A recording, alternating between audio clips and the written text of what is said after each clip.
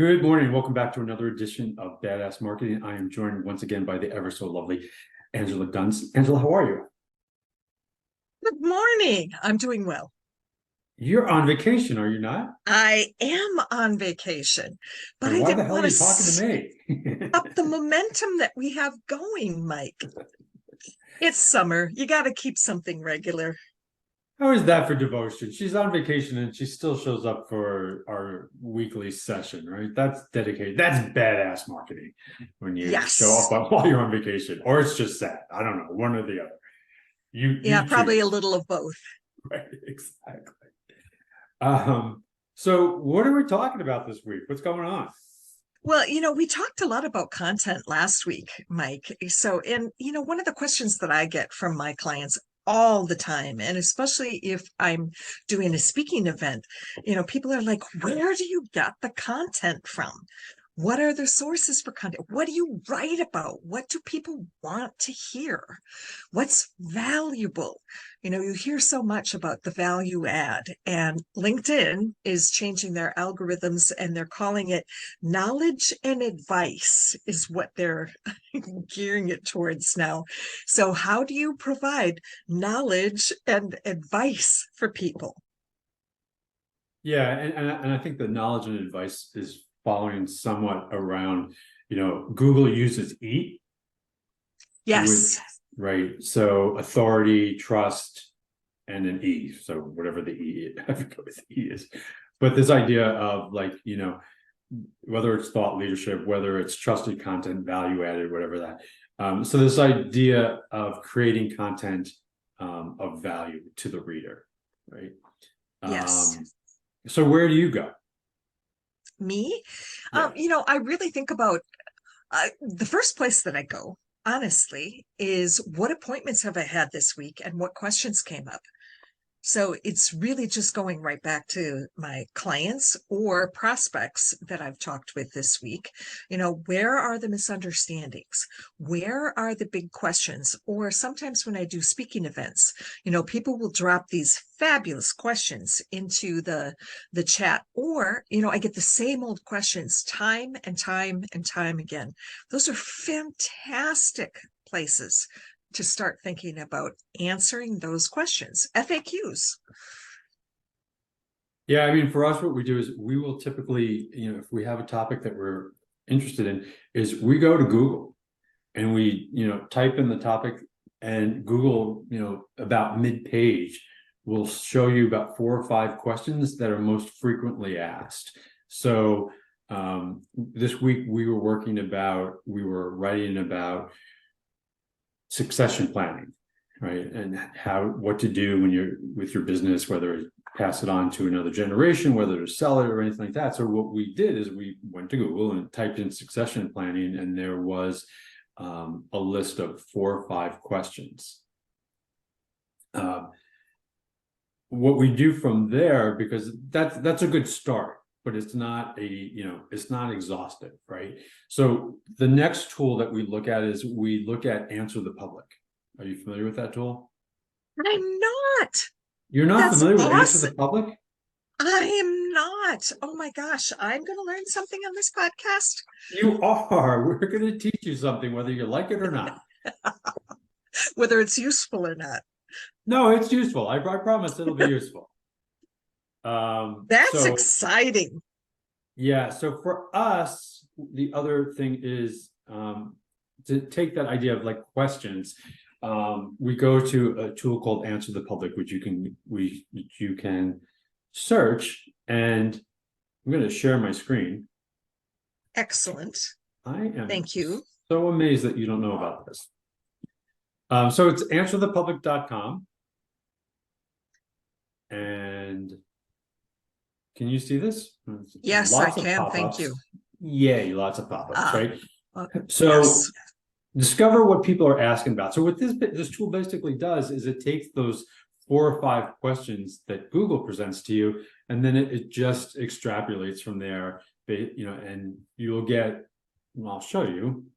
So we were talking about succession planning.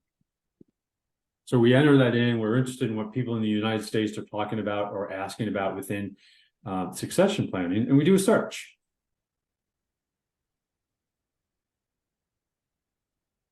And so it's looking, you're going to love this tool. I'm surprised you don't know about this one. I am shocked myself. I'm super excited. I can't wait to get off the podcast.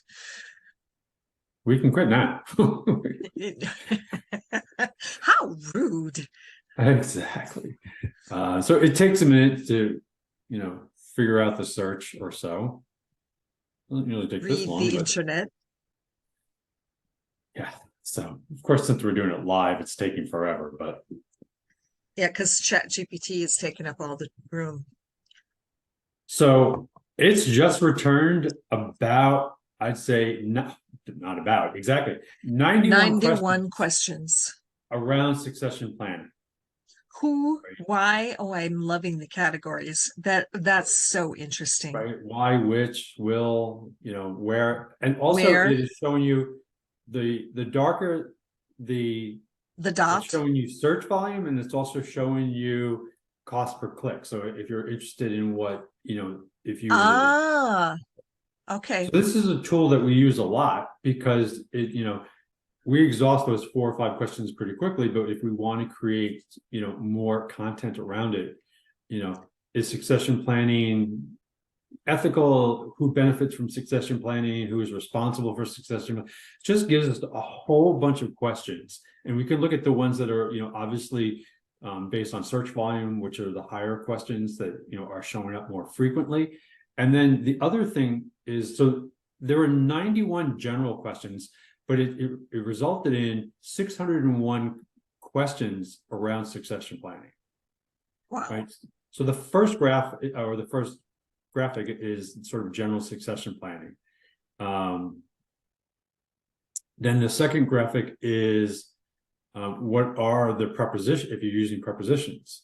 So for, with, near, does succession planning work? What is succession planning? So it gives us a whole bunch of questions.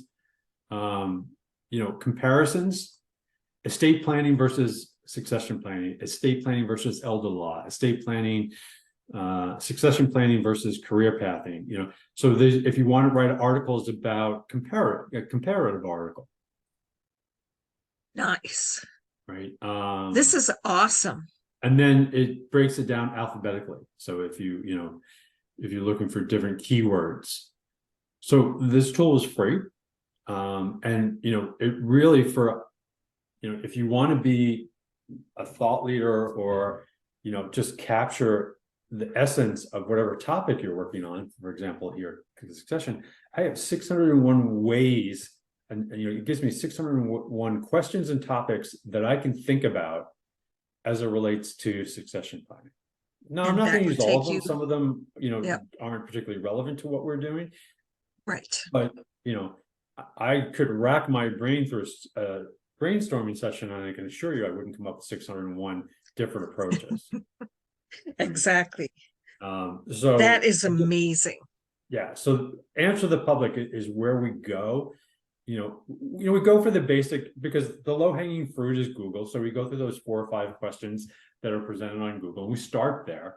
But if we want to continue down that path of sort of what are people talking about around the subject matter, then we go here.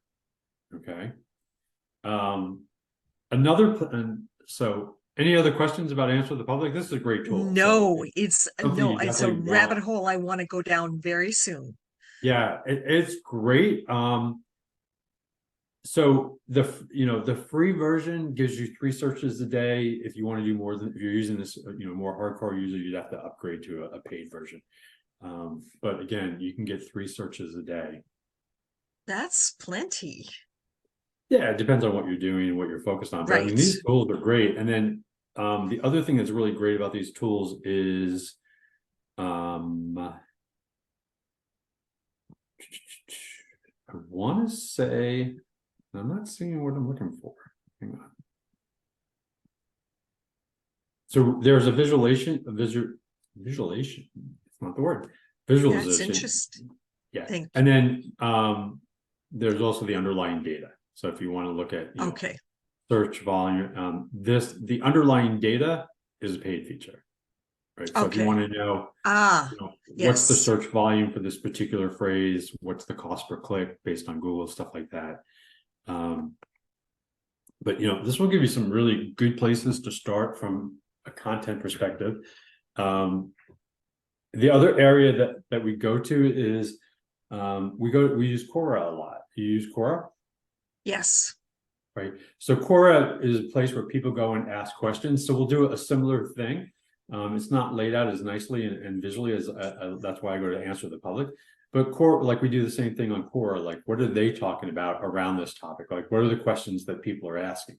So we use Google, we use Answer the Public, and this is our primary tool for this. And then we also, if we're still looking, we will go to Quora and look about what people are talking about. So these are 3 places to begin the discussion, right? As far as what should you be talking about and what are people asking about to make sure that you're on topic. So from there, what are I think the question is, what are your content sources, right? Yes. And, I'm a big believer in having a mix. You don't want to constantly be posting things that are strictly about your business. If you're posting into the news feed on LinkedIn. Now, if you're posting on your website, yes. But on LinkedIn, what I see being very successful for my clients is a mix. So something inspirational or motivational that's on brand for that specific person or business.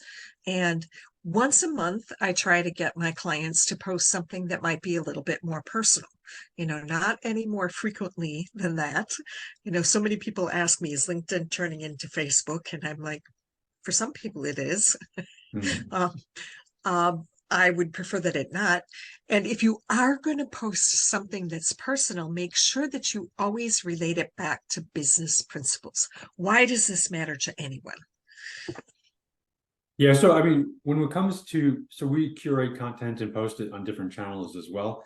And I'll come back to that in just a second. But as far as promoting our business versus sharing content that's relevant to the industry or the market, we always try to follow the 80-20 rule, right? Where we only promote our business 20% of the time in the posts that we share, if that much. We probably do it less, but we never exceed that 80-20 rule. So if we are posting about healthcare or digital health, right, and we're pushing something that we want to promote, we'll make sure that there's plenty of other, either somewhere between 4 to 10 other topics in digital health. That's not our promotion, right? To make sure that we're talking about the industry, make sure we're covering the news. So the source for that for us is we use Google Alerts. Right. And we set up an alert around a keyword that we're interested in.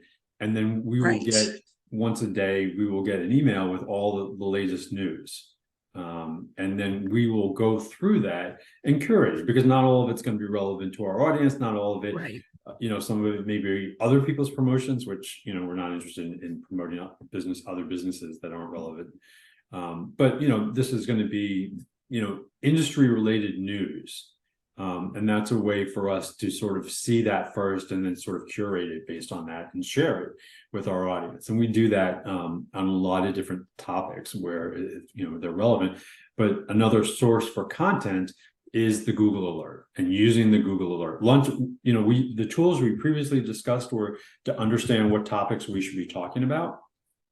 And then once we understand that, sourcing content, and especially when it's about sharing on social media and curating content so that we are talking about what's going on in the industry. The primary tool we use for that is going to be Google Alerts. Yeah, and it's wonderful to have things come to you in your inbox. Google Alerts is such a great tool. It is. What's interesting for us is if there's a big item in the topic, one of the challenges with Google Alerts is if multiple people are writing about it, sometimes the email is about the same topic, 10 different versions. If it was a particularly big topic, and then you have to sort of dig past that, because we don't want to post the same thing 10 different ways. We just want, Right. You have to find your own twist on whatever that information so is. we definitely curate it where we look through it and understand and figure out which ones we feel are relevant to what our audience is looking for. But we've been doing that for quite a long time, and that, it keeps our, our social media feeds, relevant and, on topic, because we're posting current news relevant to the industry. Right. Well, and on LinkedIn, I mean, and LinkedIn is 20 now, and it's been the standard Only forever. 20? I would have thought. Feels like I've been They on it a lot longer. May 5th of this year, LinkedIn turned 20. But Happy still birthday, LinkedIn, I guess, right? the enduring, most popular information is always how to. Yes. Always. If you put how to in the headline on a post or a video, you're going to get views for that. People want to educate themselves. They want to be empowered before they talk to you about hiring you for whatever it is that you do. I mean, they want that conversation to be intelligent, not asking stupid questions. So how to's are still very popular. And it's all about sort of curating and figuring out what is the nature of your feed. For us, these feeds are very specific, right? You know what I mean? We tend to shy away from the inspirational, because it's just not our audience. Where, like for instance, the digital health, we're very focused on that, where that's the only thing you'll see on our site is or in our LinkedIn feed or other social channels, is this something directly related to what's going on in the industry, whether it be fundings, whether it be breakthroughs, new technologies, startups, those types of things. But it's very specific around the keyword. And there is a really big distinction that we need to make here. When you're talking about an individual or an organization, it's Right. very different the type of mix that you're going to promote. Now, if you're an individual coach or consultant, people really want to get to know you and your values. So that's where a motivational or inspirational post might sort of peel back a layer on, how you think, how you tick, and whether you and I resonate with each other and I might be able to hire you. Now, with an organization, they have a different responsibility. Right. And clearly, what I was talking about with regard to what we're doing in digital health is on a page level, not on a bio Personal level. profile. Personal profile. Yeah. So this is not in our personal profile. This is a page that, around the topic that we're working on. So, for us, we're not trying to convey a personality. We're not trying to convey, an individual. We're talking about the industry. Right. Which is And a so different approach than, again, acknowledging it's a different approach than when you're working on somebody's personal profile. So, once you source this content, there's lots of different options that you have. You can write a blog about a certain topic. You can make a short form post. There's you could put it into a newsletter. You could share an article from someone else, Harvard Business Review or Fast Company, whatever Do you it might remember be. how we met? Because it's around content. Oh, Mike, you're going to stump me again today. How did we meet? I mean, What did I ask? What was the first thing I asked you to do for me? I don't remember. Really? I apologize. See how quick they forget? Oh my God. I'm sorry. Hang on one second. Let me bring it up.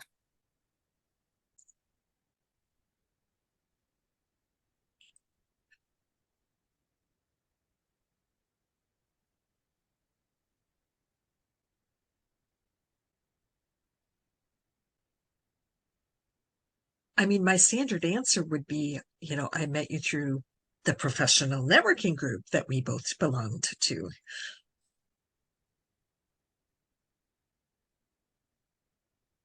I mean, that's how we met, but with Well, regard to and like, the first conversation that we had ended up being about, oh, yes. The Does it most ring any dis bells? yes, it does. But the very first conversation that I remember really well is we were talking about value proposition. Hmm. You mentioned it, and I was like, Mike, I really don't understand value proposition. Of course, this is in the past. But of course, the first I thing I did with you is I created content Yeah, which from is you, amazing. And right? this is still one of my best podcasts. It's one that really gets a lot of traction. And, So there is something I have to say here about content. If you are posting on LinkedIn, there is nothing more sticky than a podcast. If you want people to pay attention to your content, guest on people's podcasts. And I'll tell you why. Now, look at this page right here. This page has its own URL with multiple other URLs. yeah. There is nothing that has more links, backlinks, density than a podcast. And it is the stickiest thing on LinkedIn. This is old enough that I think we need to update your branding because we're still calling it I Cargo know, and I'm Creative. still, yes, yes. But Well, and so for us in creating content, one of the things that we love to do as a source of content is to interview people within the industry, such as like when we interviewed you, experts. right? And we do this in healthcare, we do this in, depending on whatever we're working with our clients. But and then we do it on a format like so. This, I'm sure that we were well into COVID by the time we were doing this. So of course, Oh, yeah. we didn't do this in person. We did this online. We did it on Zoom, not unlike the way that we're doing this today. But again, what this turned into is this is a YouTube post. This is also on our podcast. It then went on to our website, right, for the third use. And then from our website, we then shared it on all of our different social channels, including LinkedIn and things like that. So we repurposed that interview, on a podcast, on a YouTube channel, on our website, and then ultimately on our social media. So we were able to, use this in 4 or 5 different places from a single source of content, which was the interview. And then on my side, I added it to my YouTube channel. It is permanently listed in my featured section on my profile on LinkedIn. And it's also pinned to the top of my company page on LinkedIn. And you shared it when we produced it, and maybe I've shared it about share 3 it or 4 occasionally. times. Yeah, right. And I've And shared it into my newsletter. and that's also another great advantage of interviewing people, especially if they have an audience, is they will share it because who doesn't love to self-promote? So the content that we've produced with you, not only did we promote it, but you promoted it, and by default promoted us as a result. So Everybody wins. everybody wins. We may or may not, I'm assuming we did, but picked up some audience because your followers liked it and saw what we were doing. So one of the great things here is especially with the interviews, if you have somebody that has a following and they promote it, this is an opportunity to pick up a new audience. Excellent points. Excellent points. The reason why we like videos is it's passive. You don't even have to read, just sit there, and whether you're listening to podcasts while you're driving, or if you're just scrolling through YouTube and you like watching videos, if we can break you away from the cat video, maybe you come over and watch one of our videos. Good luck. Exactly. Yeah, I know. It's hard to compete with the cats, but yeah.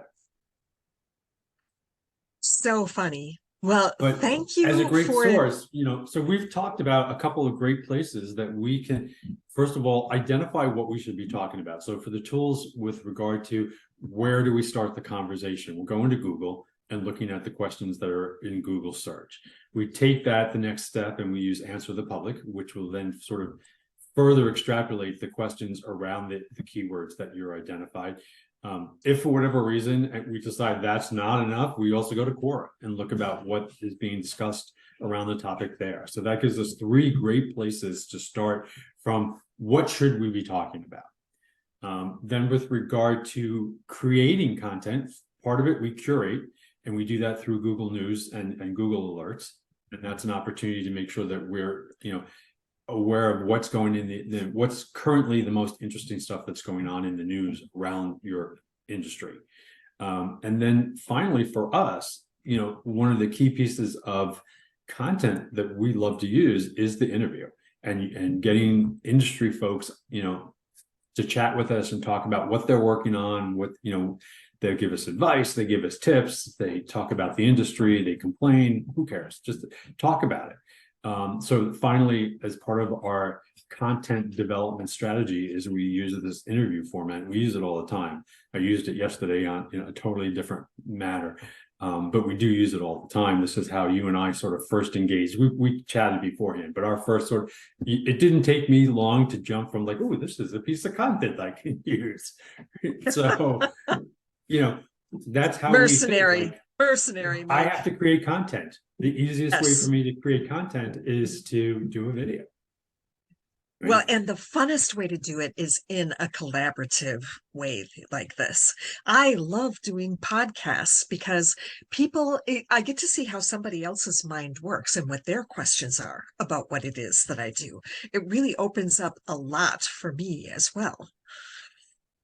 And the other great thing about this is, as anyone who's ever listened to the two of us chat knows that we go all over the place. We just, we have a topic that we try to stick to, but we don't follow a script.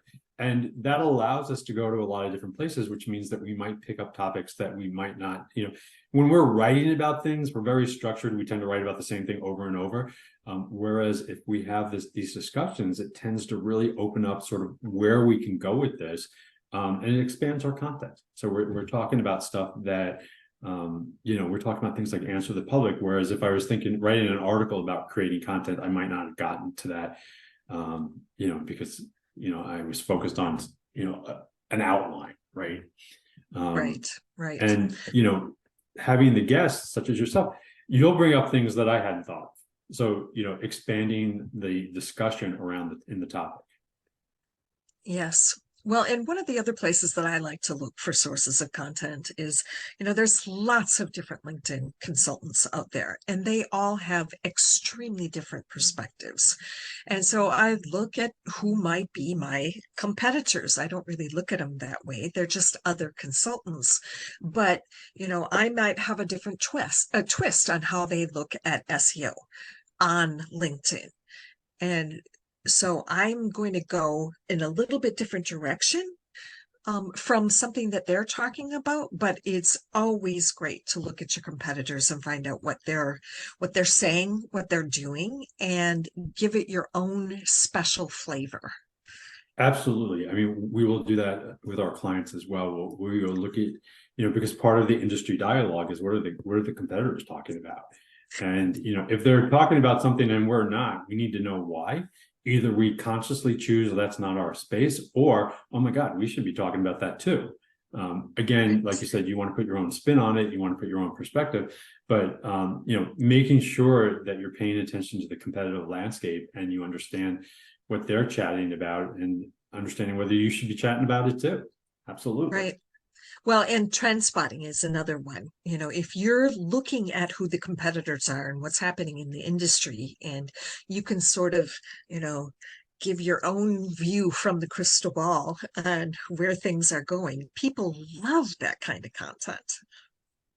Yeah. I mean, the biggest challenge that we have, and, you've worked with me, so this one, is the rabbit hole, right? Because, we can keep going on all of the different places that you can come up with, ideas for content or, to generate additional content. But we'll also have some bandwidth issues if you're a smaller organization. So you sort of have to figure out what works for you. And then sort of, we default to 3 or 4 different places just because from a bandwidth perspective, we can only do so much in a day. So there's lots of other places that we could look, but we choose and pick and choose based on what is working. And then, of course, ultimately what we care about is the engagement. Like we're looking at the metrics, like, do people respond to this? We know that people like watching videos. We see that, we see it in the views. So ultimately, once you begin producing this content, you need to understand whether or not it's working. And then there's a set of metrics that you should be looking at, which will be another discussion on another day. But understanding the underlying metrics to make sure, like, okay, I went down this path, I had this discussion with Angela, was it worth my time? You know what I mean? And how many people looked, what did they do once they looked? Did they contact us? What were the different metrics around this piece of content, so that we know whether we should produce this type of content again or try something else. Right. And I like to look at the questions and the comments that come up on content too, because that can give you either you weren't clear enough with this specific piece of content, or it gives you ideas for new pieces of content. That's another great source. I've gotten so picky these days, Mike. When I go through the news feed and I comment and share on other people's content, the only reason I would do that is if I thought it would be relevant to my audience. So that relevance to your specific audience is a really important thing. I'm not going to comment and share on things that are for job seekers, because that's not my audience. I work on business development on LinkedIn. And if I'm going to put something in somebody's news feed, it should be relevant to them. But the one thing that I do, is in our feed, I respond or comment to any comment that I get within our feed. Right? Yes. Make it a point to acknowledge that you appreciate them. Single Absolutely. one. Right. We don't do it on the general feed. I could care less. But when it comes to our specific feed, if somebody takes the time to respond, we will answer and respond to any one of those, to all of them. Right, because for us, it's important that if you take the time to comment on our page, that we appreciate that and we acknowledge that. And that gets the content recycled. The author's contributions in a specific post, that's how the algorithms work on LinkedIn. If you and we will mention somebody, like when we post this interview, we will make sure to tag Angela in the post so that her profile is available. When we talk about different companies within the industry, we'll make sure to tag the company page, so that people know what we're talking about, and so that that we're talking about you. Right, because if you know that we're talking about you, hopefully you'll share the content. Because, like, look, it's about me. I'll share that. And I can comment also in your feed. Absolutely. And if you follow our feeds, we comment on each other's stuff a lot. So yes, that's exactly and what we share do. and yes.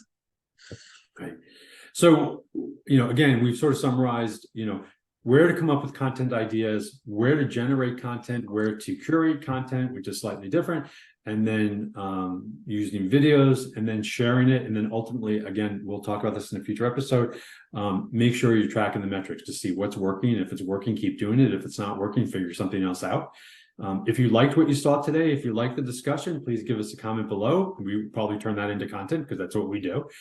But we'll mention you, so you'll get a recognition for that. But again, comment, share your ideas. If there's things that you want us to talk about in the future, we're happy to do that. Just drop it in the comment below. And we look forward to seeing you on future editions of Badass Marketing. Bye, everybody. Bye.